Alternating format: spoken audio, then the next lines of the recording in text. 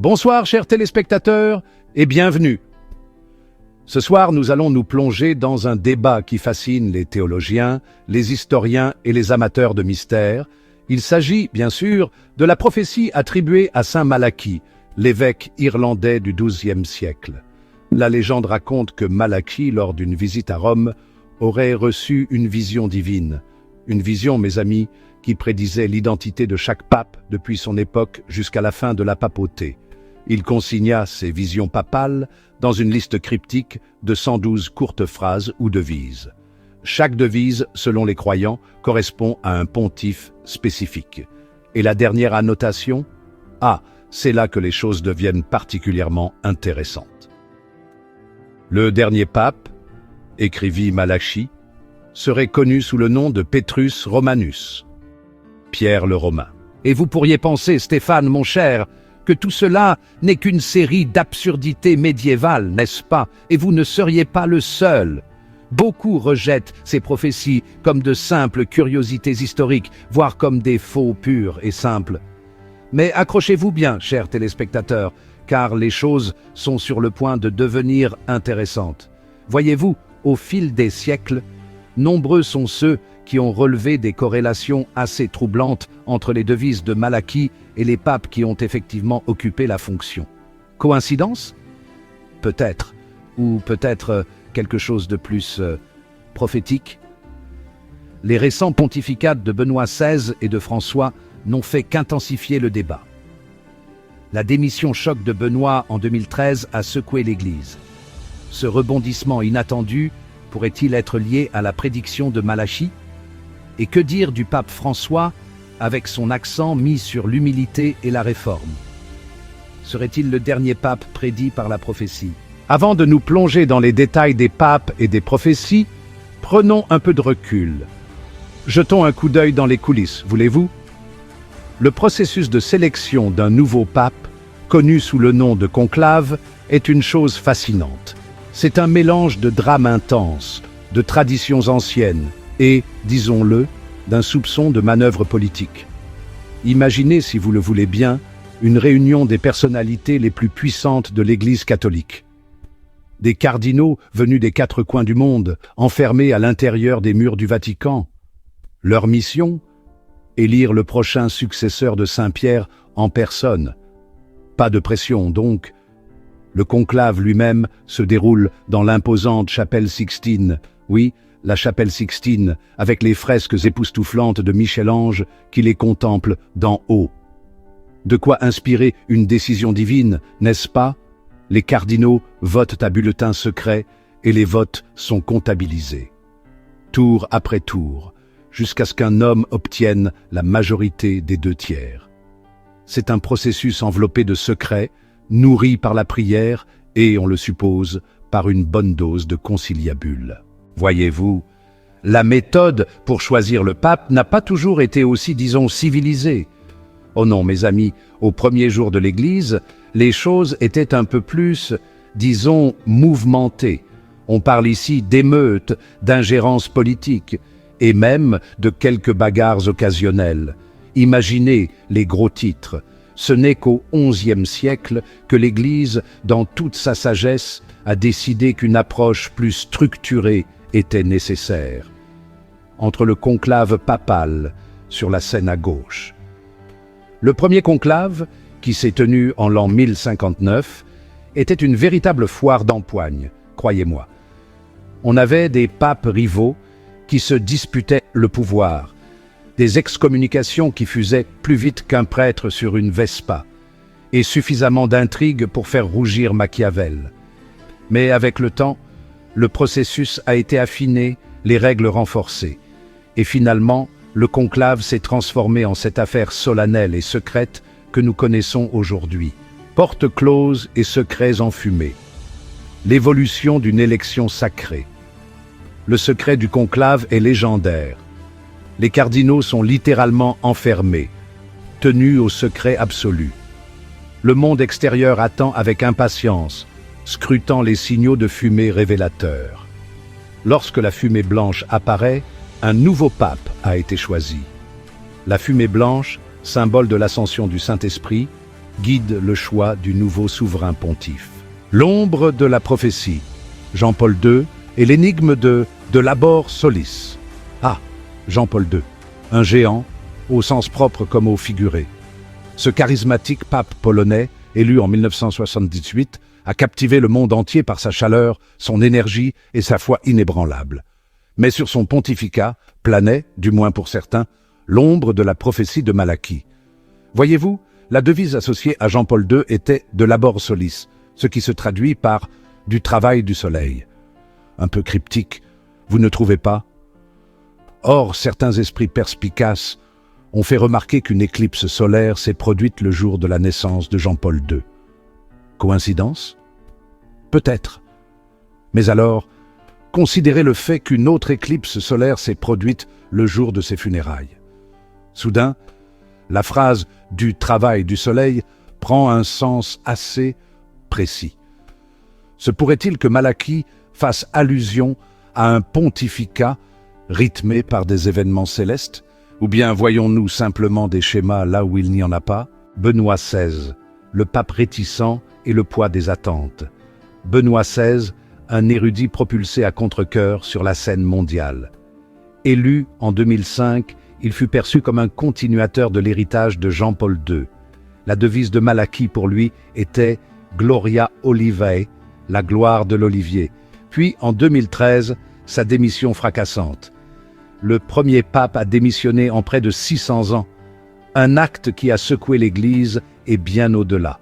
Et voilà que nous en arrivons au souverain pontife actuel, le pape François. Élu en 2013, François a incarné une véritable bouffée d'air frais pour de nombreux catholiques. Il est reconnu pour son humilité, son engagement envers la justice sociale et sa volonté de faire bouger les lignes. Mais vous rappelez-vous de cette dernière inscription troublante dans la prophétie de Malachie? Petrus Romanus, Pierre le Romain.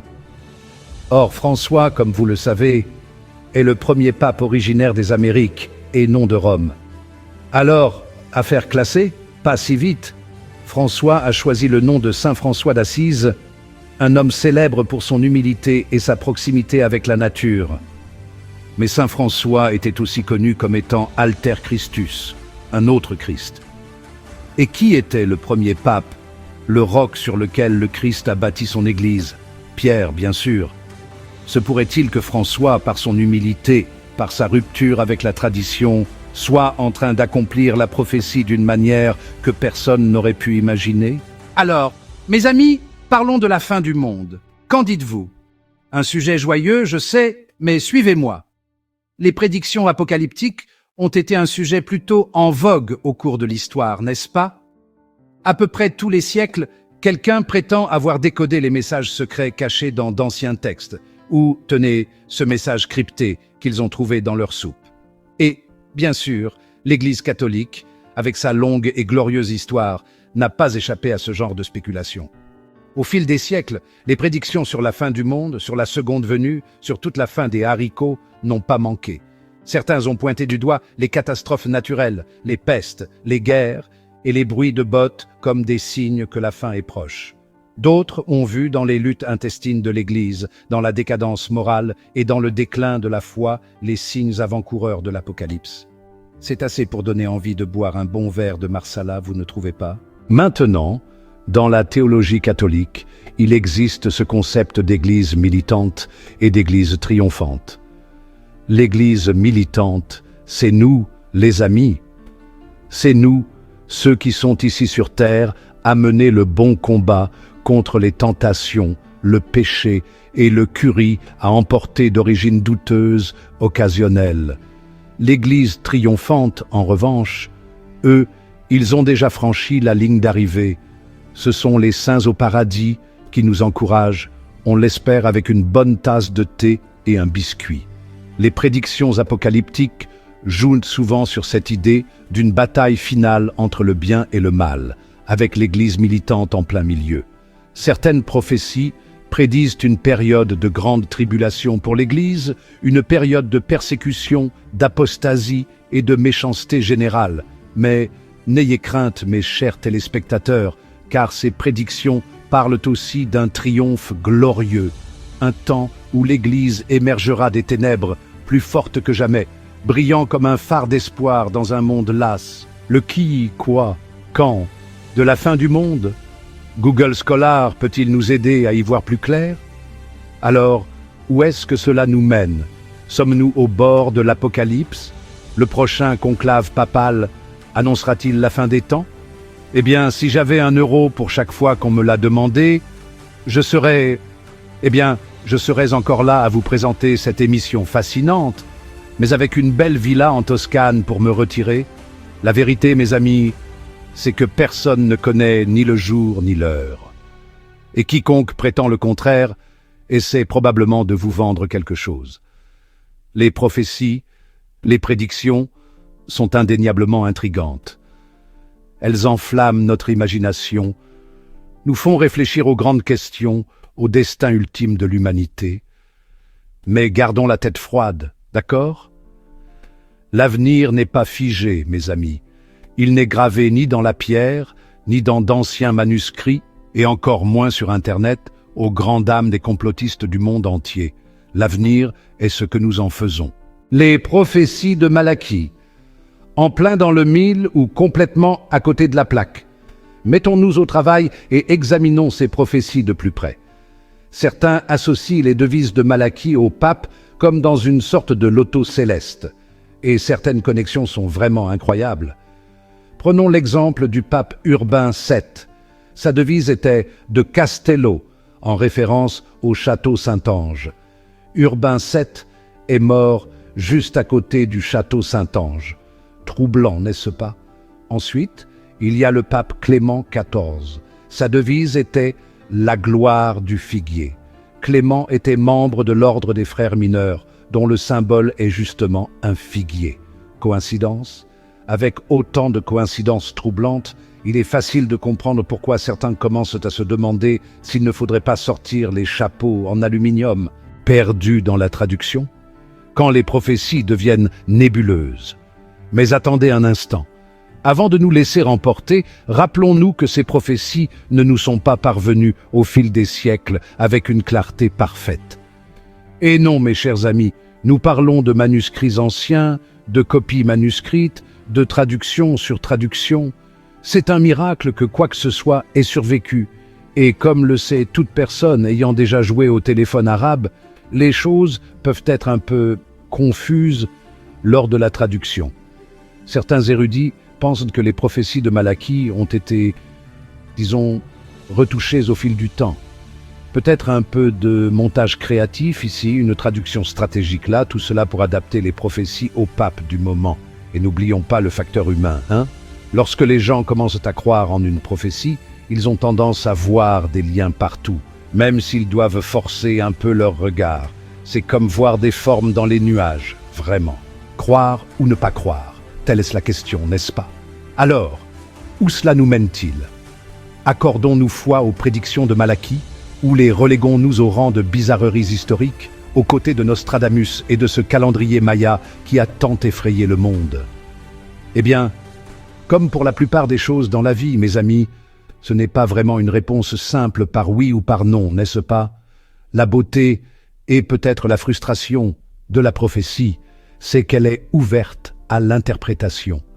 Nous pouvons analyser le contexte historique, débattre de l'exactitude des traductions et nous donner des mots de tête à essayer de déchiffrer des phrases cryptiques. Mais en fin de compte, choisir de croire ou non à la prophétie du dernier pape est une question de foi personnelle. Et qui suis-je, humble présentateur, pour vous dire en quoi croire? Alors, le pontificat a-t-il réellement fait son temps? Eh bien, chers téléspectateurs, nous avons voyagé à travers d'anciennes prophéties, marché sur la pointe des pieds dans les salles sacrées du Vatican et même réfléchi à l'Apocalypse. Tout ça en une journée de travail pour nous, hein? Mais la question demeure. Y a-t-il vraiment un dernier pape qui nous attend au tournant? Le pontificat, cette institution séculaire, est-il sur le point de quitter ce monde terrestre? Si vous attendez de moi une réponse définitive, j'ai bien peur que vous soyez déçus. La vérité, c'est que personne ne le sait avec certitude. Pas même ce type au bar, qui prétend avoir toutes les réponses. Les prophéties, voyez-vous, sont des choses insaisissables. Elles sont ouvertes à l'interprétation, sujettes à l'erreur humaine et souvent aussi claires qu'une promesse de politicien. On peut analyser le contexte historique, décortiquer le langage et étudier attentivement des textes anciens jusqu'à ce que nos yeux pleurent. Mais au final, on se retrouve avec plus de questions que de réponses. Un acte de foi ou un excès d'imagination? Alors, où cela nous mène-t-il, nous les fidèles et, disons, les curieux de la foi? Eh bien, je suppose que cela revient à une question de perspective, n'est-ce pas? Pour certains, la prophétie du dernier pape est une source de réconfort, un rappel que même dans les moments les plus sombres, la foi triomphera. Pour d'autres, c'est une source d'anxiété, un présage de malheur et de ténèbres. Et puis il y a ceux, comme votre serviteur, qui trouvent tout cela plutôt fascinant. Que l'on prenne les prophéties au pied de la lettre ou non, elles offrent un aperçu de la psyché humaine, de notre fascination durable pour l'inconnu, de notre désir désespéré de donner un sens au monde qui nous entoure. Et qui sait, peut-être y a-t-il un grain de vérité caché dans ces phrases cryptiques, une pépite de sagesse qui attend d'être mise au jour. Le mystère durable du dernier pape. Mais voilà le truc avec les prophéties, mes amis. Elles ne sont pas faites pour être des modes d'emploi. Ce ne sont pas des feuilles de route pour l'avenir, dictant chacun de nos mouvements. Elles sont plutôt comme des énigmes murmurées au cœur de la nuit, des petites poussées dans la bonne direction, des invitations à réfléchir aux grandes questions. Y aura-t-il un dernier pape? Le monde se terminera-t-il dans un embrasement de gloire ou peut-être dans un murmure? Franchement, je n'en ai pas la moindre idée. Et si j'étais un parieur, je ne miserais pas tout mon argent sur un seul résultat. L'avenir, comme toujours, reste à écrire. Et ça, mes amis, c'est plutôt excitant, non? Alors, embrassons l'inconnu, émerveillons-nous devant les mystères de la foi et servons-nous une autre tasse de thé pendant que nous y sommes. Après tout, méditer sur le destin de l'humanité, c'est un travail qui donne soif. En attendant la prochaine fois, restez curieux, mes amis. Seigneur Dieu, nous te remercions pour ta présence dans nos vies et pour la sagesse que tu nous offres. Que chaque jour soit une opportunité de grandir dans la compréhension, la foi et l'amour. Nous te demandons de nous guider sur nos chemins, de nous aider à réfléchir à ce que nous avons appris et à mettre tes enseignements en pratique. Que ta paix nous entoure et nous fortifie pour affronter les défis de la vie avec confiance. Au nom de Jésus, Amen. Au revoir.